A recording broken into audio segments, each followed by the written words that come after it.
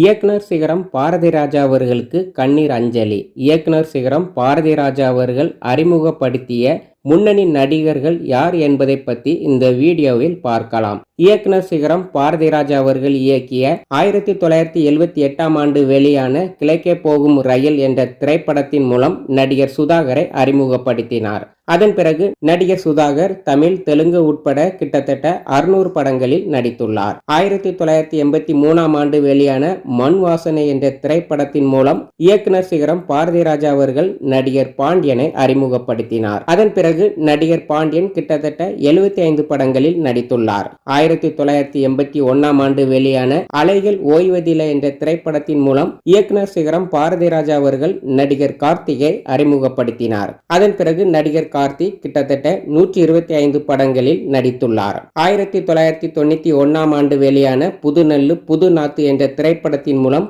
இயக்குனர் சிகரம் பாரதிராஜா அவர்கள் நடிகர் நெப்போலியனை அறிமுகப்படுத்தினார்.